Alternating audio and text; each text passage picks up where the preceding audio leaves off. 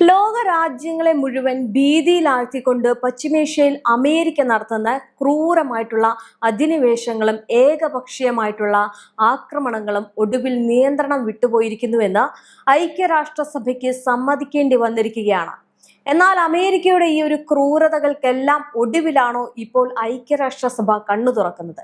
ഈ ഒരു കടുത്ത അമർഷവും ചോദ്യവുമാണ് ആഗോള സമൂഹത്തിൽ നിന്ന് ഉയരുന്നത്. അമേരിക്കയുടെ ഈ ഒരു യുദ്ധവെറിക്ക് മുന്നിൽ ഐക്യരാഷ്ട്രസഭ വെറും ഒരു കടലാസ് സംഘടനയായിട്ട് തരം താണിരിക്കുന്നു എന്ന് പരസ്യമായിട്ട് വിമർശിക്കപ്പെടുകയും ചെയ്യുന്നുണ്ട്. ലോകത്ത് സമാധാനം നിലനിർത്തേണ്ട UN-ന്റെ സ്വന്തം സ്ഥിരാംഗമായിട്ടുള്ള അമേരിക്ക തന്നെ ഒരു രാജ്യത്തെ ബോംബിട്ട് തകർക്കുമ്പോൾ UN സെക്രട്ടറി ജനറൽ ആന്റണിയോ ഗുട്ടറസിന്റെ സമാധാന ആഹ്വാനങ്ങൾ അമേരിക്കൻ ക്രൂരതകൾക്ക് മുമ്പിൽ വെറും നിസ്സഹായമായിട്ട് നിലവിളികളായിട്ട് ഒടുങ്ങുകയാണ്. ഒരു പ്രകോപനവുമില്ലാതെ ഇറാന്റെ തന്ത്രപ്രധാനമായിട്ടുള്ള നഗരങ്ങളിൽ അമേരിക്ക നടത്തുന്ന വൻ വ്യോമാക്രമണങ്ങൾ പശ്ചിമേഷ്യയെ ചോരക്കളമാക്കുകയാണ്. ഇറാന്റെ പ്രധാന തുറമുഖ നഗരമായിട്ടുള്ള ബന്ദർ അബ്ബാസ്, ജാസ്ക്, സിവിക് ദ്വീപുകൾ എന്നിവിടങ്ങളിലെല്ലാം അമേരിക്കൻ ബോംബറുകൾ ക്രൂരമായിട്ടുള്ള നാശനഷ്ടങ്ങളാണ് വിതച്ചിരിക്കുന്നത്. ഇതിനോടകം തന്നെ നിരപരാധികളായിട്ടുള്ള നിരവധി പേർ കൊല്ലപ്പെടുകയും നൂറുകണക്കിന് ആളുകൾക്ക് പരിക്കേൽക്കുകയും ചെയ്തതായാണ് റിപ്പോർട്ടുകൾ സൂചിപ്പിക്കുന്നത്. ഇറാൻ കീഴടങ്ങിയില്ലെങ്കിൽ രാജ്യം ഇതുവരെ കാണാത്ത തരത്തിലുള്ള കടുത്ത ആക്രമണം അഴിച്ചുവിടുമെന്ന് US പ്രസിഡന്റ് ഡൊണാൾഡ് ട്രംപ് അഹങ്കാരത്തോടെ ഭീഷണി മുഴക്കുമ്പോൾ ഇറാനും ഒട്ടും പിന്നോട്ടല്ല.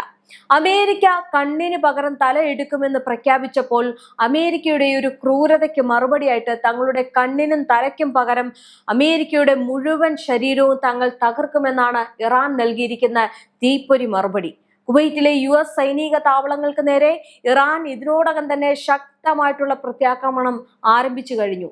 അമേരിക്കൻ ഭരണകൂടത്തിന്റെ ഒരു യുദ്ധവെറി കേവലം ഒരു പശ്ചിമേഷ്യയിൽ മാത്രം ഒതുങ്ങുന്നതല്ല, മറിച്ച് ഇന്ത്യ ഉൾപ്പെടെയുള്ള ആഗോള സമ്പദ് വ്യവസ്ഥയുടെ നെടുംതൂൺ തകർക്കുന്ന പ്രതിസന്ധിയായിട്ട് മാറിക്കഴിഞ്ഞു.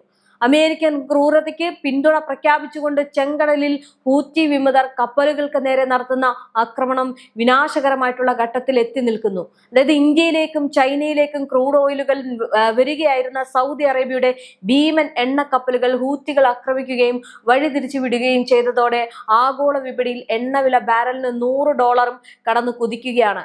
ഇതോടെ ലോകമെമ്പാടും വൻ വിലക്കയറ്റത്തിനും നിത്യോപയോഗ സാധനങ്ങളുടെ ക്ഷാമത്തിനും വഴിയൊരുങ്ങുകയാണ് എന്നാണ് പറയുന്നത്.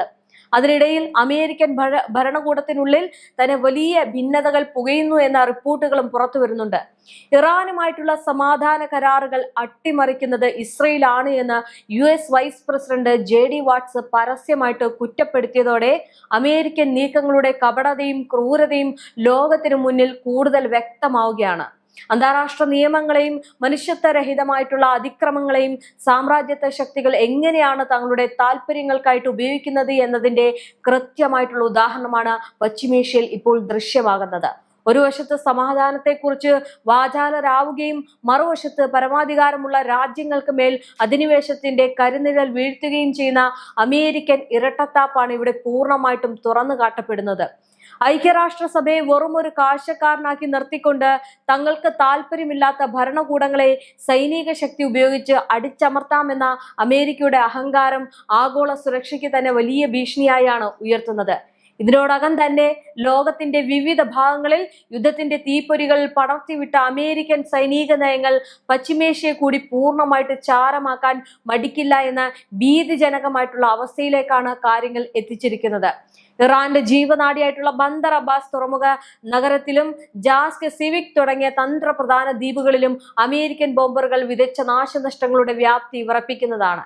കേവലം ഒരു സൈനിക കേന്ദ്രങ്ങളെ മാത്രമല്ല, മറിച്ച് ഒരു രാജ്യത്തിന്റെ സാമ്പത്തിക അടിത്തറയെ തന്നെ തകർക്കുക എന്ന ലക്ഷ്യത്തോടെയാണ് അമേരിക്കൻ സഖ്യം ഈ ഒരു അതിക്രമങ്ങൾ ആസൂത്രണം ചെയ്തിരുന്നത്.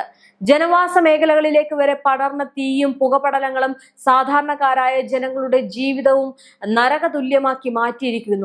പരിക്കേറ്റ നൂറുകണക്കിന് ആളുകളെ കൊണ്ട് അവിടുത്തെ ആശുപത്രികൾ നിറഞ്ഞിരിക്കുകയാണ്. അടിയന്തര മരുന്നുകൾക്കോ ചികിത്സയ്ക്കോ പോലും വഴിയില്ലാത്ത വിധം കടുത്ത പ്രതിസന്ധിയിലാണ്. എങ്കിലും മറ്റൊരു കാര്യം കൂടി പറയും, ഇത്രയും പ്രശ്നമൊക്കെ നടക്കുമ്പോഴും പ്രതിസന്ധിയൊക്കെ നടക്കുമ്പോഴും ഇറാൻ ഈ ഒരു യുദ്ധത്തിൽ നിന്ന് പിന്നോട്ടില്ല.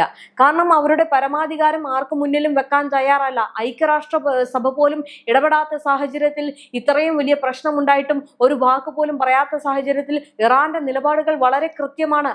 കാരണം ഇറാന് ഈ ഒരു യുദ്ധം എന്ന് പറയുന്നത് അവരുടെ നിലനിൽപ്പിന് വേണ്ടിയും പരമാധികാരം ആർക്കു മുന്നിലും കാഴ്ചവെക്കാതിരിക്കാൻ വേണ്ടിയും ഹോർമുസ് വിട്ടുകൊടുക്കാതിരിക്കാൻ വേണ്ടിയിട്ടുമാണ്. അത് അവരുടെ സ്വന്തം രാജ്യമാണ്, സ്വന്തം ജനതയാണ്, സ്വന്തം ഭരണകൂടമാണ്. അത് ആർക്കു മുന്നിലും വിട്ടുകൊടുക്കാൻ അവർ തയ്യാറല്ല. അങ്ങനെ വ്യാമോഹിച്ചു പോകുന്ന അമേരിക്കയുടെ അഹങ്കാരമാണ് ഇവിടെ കാണാൻ സാധിക്കുന്നത്. അമേരിക്കയുടെ അഹങ്കാരം കൊണ്ട് അമേരിക്ക മനഃപൂർവ്വം അത് പിടിച്ചെടുക്കാൻ വേണ്ടിയിട്ട് ഒരു രാജ്യത്തെ യാതൊരു തരത്തിലുള്ള പ്രശ്നങ്ങളും ഇല്ല, അല്ലെങ്കിൽ പ്രകോപനപരമായിട്ടുള്ള കാര്യങ്ങളും ഇല്ലാതെ നശിപ്പിക്കാൻ ഒരുങ്ങുന്നു. ഇത് ഏറ്റവും വലിയ അഹങ്കാരം തന്നെയാണ്. അമേരിക്കയുടെ ഈ ഒരു യുദ്ധവെറിയോടുള്ള പ്രതികരണം എന്നോണം ചെങ്കടൽ മേഖലയിൽ ഹൂത്തി വിമതർ ഏർപ്പെടുത്തിയിരിക്കുന്ന കടുത്ത ഉപരോധം അന്താരാഷ്ട്ര വ്യാപാര രംഗത്തെ ശ്വാസം മുട്ടിക്കുകയാണ്. ഇതിനെല്ലാം പിന്നിൽ കാരണം അമേരിക്ക തന്നെയാണ്. ലോകത്തിലെ ഏറ്റവും തിരക്കേറിയ സമുദ്രപാതകളിൽ ഒന്ന് പൂർണ്ണമായിട്ടും യുദ്ധക്കളമായിട്ട് മാറിയതോടെ ആഗോള കപ്പൽ ഗതാഗതം പാതി വഴിയിൽ നിലച്ച മട്ടാണ്. സുരക്ഷിതമല്ലാത്ത പാതകളിലൂടെ സഞ്ചരിക്കാൻ അന്താരാഷ്ട്ര കപ്പൽ കമ്പനികൾ തയ്യാറാകാത്തത് ആഗോള വിതരണ ശൃംഖലയെ പൂർണ്ണമായിട്ടും തകിടം മറിച്ചിരിക്കുന്നു. അമേരിക്കൻ ഭരണകൂടത്തിന്റെ ഏകപക്ഷീയമായിട്ടുള്ള തീരുമാനങ്ങൾ കാരണം ലോകമെമ്പാടുമുള്ള കോടിക്കണക്കിന് ജനങ്ങളുടെ ദൈനംദിന ജീവിതവും ബിസിനസ്സുകളുമാണ് ഇപ്പോൾ അനിശ്ചിതത്വത്തിലായിരിക്കുന്നത്. ഇന്ത്യയിലേക്കും ചൈനയിലേക്കും ക്രൂഡ് ഓയിലുമായിട്ട് വരികയായിരുന്ന സൗദി അറേബ്യയുടെ ഭീമൻ എണ്ണക്കപ്പലുകൾക്ക് നേരെ ചെങ്കടലിൽ വെച്ചുണ്ടായ ആക്രമണം ഇന്ത്യയെ സംബന്ധിച്ച് അതീവ നിർണായകമാണ്. ഈ കപ്പലുകൾ വഴിതിരിച്ചു വിടേണ്ടി വന്നതോടെ വിപണിയിൽ എണ്ണയുടെ ലഭ്യത കുറയുകയും അന്താരാഷ്ട്ര വിപണിയിൽ ക്രൂഡ് ഓയിൽ വില ബാരലിന് $100 കടന്ന് കുതിച്ചുയരുകയും ചെയ്തു. എണ്ണ ഇറക്കുമതിയെ വലിയ തോതിൽ ആശ്രയിക്കുന്ന ഇന്ത്യയെ പോലുള്ള ഒരു രാജ്യത്തിന് ഇത് താങ്ങാനാകാത്ത സാമ്പത്തിക പ്രതിസന്ധിയാണ് സൃഷ്ടിക്കുന്നത്. ഇന്ധനവില വർധനവ് രാജ്യത്തെ എല്ലാ മേഖലകളിലും വൻ വിലക്കയറ്റത്തിന് കാരണമാക്കുമെന്നും സാധാരണക്കാരായ ജനങ്ങളുടെ കുടുംബ ബജറ്റുകളെ ഇത് ദോഷകരമായിട്ട് ബാധിക്കുമെന്നുമുള്ള ആശങ്കകൾ രാജ്യത്ത് ശക്തമായി കഴിഞ്ഞു. അമേരിക്കയുടെ ഒരു യുദ്ധക്കൊതിക്ക് പിന്നിൽ ഇസ്രയേലിന്റെ ഗൂഢമായിട്ടുള്ള രാഷ്ട്രീയ താല്പര്യങ്ങളാണ് എന്ന കാര്യവും കൂടിയുണ്ട്. അതും ആഗോളതലത്തിൽ ചർച്ച ചെയ്യപ്പെടുന്നുണ്ട്. ഇറാനുമായിട്ട് ഉണ്ടാക്കിയിരുന്ന സമാധാന കരാറുകളെല്ലാം അട്ടിമറിച്ചതിന് പിന്നിൽ ഇസ്രയേൽ ആണ് എന്നാണ് US വൈസ് പ്രസിഡന്റ് JD വാട്സ് തന്നെ പരസ്യമായിട്ട് തുറന്നു പറഞ്ഞത്. ഇതിന്റെ ആഴം ഈ ഒരു യുദ്ധത്തിന്റെ ഒരു വ്യാപ്തിയെ വ്യക്തമാക്കുന്നുണ്ട്. ഇസ്രയേൽ പ്രധാനമന്ത്രി ബെഞ്ചമിൻ നെതന്യാഹുവിന്റെ യുദ്ധമോഹങ്ങൾക്ക് കൂട്ടുപിടിച്ചുകൊണ്ട് അമേരിക്കൻ ഭരണകൂടം പശ്ചിമേഷ്യയെ ചോരയിൽ മുക്കുമ്പോൾ സമാധാനത്തിനായി മധ്യസ്ഥത വഹിക്കാൻ ശ്രമിക്കുന്ന ഖത്തറിന്റെയും പാകിസ്ഥാന്റെയും ശ്രമങ്ങൾ പോലും പാഴാവുകയാണ്. സ്വന്തം താല്പര്യങ്ങൾക്ക് വേണ്ടി ലോകത്തെ മുഴുവൻ യുദ്ധത്തിലേക്ക് തള്ളിവിടുന്ന അമേരിക്കയുടെയും ഇസ്രയേലിന്റെയും ഒരു അവിശുദ്ധ കൂട്ടുകെട്ട് ലോകത്തിന് മുന്നിൽ പൂർണ്ണമായിട്ടും അപലപിക്കപ്പെടുകയാണ്. പക്ഷെ ഇത്രയൊക്കെ ചെയ്തു കഴിഞ്ഞാലും ഒരു കാര്യം മാത്രം അമേരിക്കയ്ക്ക് ചെയ്യാൻ കഴിയില്ല. അതെന്താണെന്ന് ചോദിച്ചു കഴിഞ്ഞാൽ ഇറാനെ പൂർണ്ണമായിട്ടും തീർക്കാനോ തകർക്കാനോ തളർത്താനോ അമേരിക്കയ്ക്ക് കഴിഞ്ഞിട്ടില്ല എന്നതാണ് മറ്റൊരു സത്യം. ഇറാന്റെ ദേശങ്ങളിൽ വലിയ നാശനഷ്ടങ്ങൾ ഉണ്ടാകുന്നു, മരണങ്ങൾ റിപ്പോർട്ട് ചെയ്യുന്നു, ഈ അടിസ്ഥാന സൗകര്യങ്ങൾക്ക് നേരെ ആക്രമണങ്ങൾ നടക്കുന്നു, പാലങ്ങൾ തകരുന്നു, അതായത് ദൈനംദിന ജീവിതത്തെ അത് വല്ലാതെ ബാധിച്ചിരിക്കുന്നു, പുറത്തിറങ്ങാൻ കഴിയുന്നില്ല. എങ്കിൽ പോലും ഇത്രയും വലിയ ആക്രമണങ്ങൾ നടക്കുന്ന സമയത്തും ഒരൊറ്റ കാര്യം ചിന്തിച്ചാൽ മതി. അതായത് ഇറാൻ ഈ 12 ദിവസം കനത്ത് നിന്ന യുദ്ധത്തിൽ എതിർത്തു എന്നുള്ളതാണ്. അതായത് ഇറാന്റെ ഭാഗത്ത് നിന്ന് ഇത്രയും വലിയ പ്രശ്നം ആ രാജ്യത്ത് നടക്കുമ്പോഴും അമേരിക്കയ്ക്ക് ഇരട്ടി പ്രഹരമായിട്ട് കൃത്യമായിട്ടുള്ള മറുപടി അവിടുത്തെ IRGCക്ക് കൊടുക്കാൻ കഴിയുന്നു എന്നത് തന്നെയാണ് ഏറ്റവും വലിയ വിജയം. അമേരിക്കയുടെ ചെലവേറിയ യുദ്ധവിമാനങ്ങൾ നിഷ്പ്രഭമാക്കിക്കൊണ്ടാണ് ഇറാന്റെ ആക്രമണങ്ങൾ നടക്കുന്നത്. ഇതിൽ നിന്ന് ഒരു കാര്യം മനസ്സിലാക്കാം, ഈ എത്രയൊക്കെ നിങ്ങൾ നശിപ്പിക്കാൻ നോക്കിയാലും അങ്ങനെ തളരാനോ വിട്ടുപോകാനോ നിങ്ങൾക്ക് കീഴ്പ്പെടുത്താനോ കഴിയില്ല എന്ന് ഉള്ള കൃത്യമായിട്ടുള്ള മറുപടിയാണ് ഇറാൻ അമേരിക്കയ്ക്ക് ഈ യുദ്ധത്തിലൂടെ നൽകുന്നത്. ഇവിടെ ശേഷിക്കുന്നതും ഇവിടെ ഏറ്റവും കൂടുതൽ തളർന്നിരിക്കുന്നത് അമേരിക്ക തന്നെയാണ്. ഇനി അമേരിക്കയ്ക്ക് ഒരു യുദ്ധം ചെയ്യണമെങ്കിൽ പണം വേണം. ഈ പണം മേടിക്കാൻ വേണ്ടി കടം ചോദിച്ച് നടക്കുകയാണ് ട്രംപ്. അതായത് എവിടെയെങ്കിലും പോയി കുറച്ച് പൈസ ഉണ്ടാക്കി അടുത്ത് യുദ്ധം ചെയ്യുവാൻ. പക്ഷെ സ്വന്തം ജനങ്ങളെ പോലും നോക്കാത്ത ഈ ട്രംപിന് ഈ തെരഞ്ഞെടുപ്പും ഈ യുദ്ധവും എല്ലാം വലിയ തിരിച്ചടിയാകുമെന്നതിൽ യാതൊരു സംശയവുമില്ല. എന്തായാലും ഐക്യരാഷ്ട്രസഭ ഇപ്പോഴെങ്കിലും മൗനം വെടിഞ്ഞ് രംഗത്തെത്തിയത് നന്നായി. കാരണം ഈ യുദ്ധത്തിൽ ഇനിയിപ്പോൾ അമേരിക്ക എന്തൊക്കെ പറഞ്ഞാലും ശരി തന്നെ ഇറാൻ നിശ്ചയിക്കുന്ന രീതിയിലല്ലാതെ ഈ ഒരു യുദ്ധത്തെ മാറ്റാൻ കഴിയില്ല. ഇത്രയും നാളും ഐക്യരാഷ്ട്രസഭ ഒന്നും മിണ്ടിയില്ല. അമേരിക്ക അല്ലെങ്കിൽ അമേരിക്ക നടത്തുന്ന കാര്യങ്ങളെ ചോദ്യം ചെയ്തില്ല.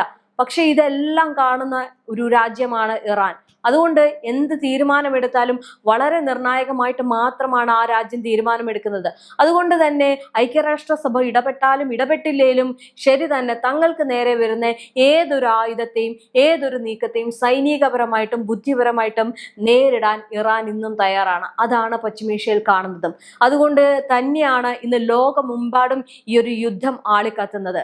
രണ്ട് രാജ്യങ്ങൾ തമ്മിലുള്ള യുദ്ധം അവർ തമ്മിൽ ഒതുങ്ങുന്നില്ല. ഇന്ത്യ ഉൾപ്പെടെയുള്ള പല രാജ്യങ്ങൾക്കും വലിയ പ്രതിസന്ധി ഉണ്ടാക്കുന്ന രീതിയിലേക്ക് ഈ യുദ്ധത്തെ കൊണ്ടുപോയിരിക്കുന്നത് ഇറാനാണ്. പക്ഷേ ഈ യുദ്ധത്തിന്റെ പൂർണ്ണ ഉത്തരവാദിത്തം, അതായത് ഈ ലോക രാജ്യം നശിക്കാനും ഈ വലിയ പണപ്പെരുപ്പ് ഉണ്ടാകാനും അതിന് പിന്നിൽ പ്രവർത്തിച്ചത് ഇസ്രയേലും അമേരിക്കയുമാണെന്ന് പറയാതിരിക്കാൻ കഴിയില്ല.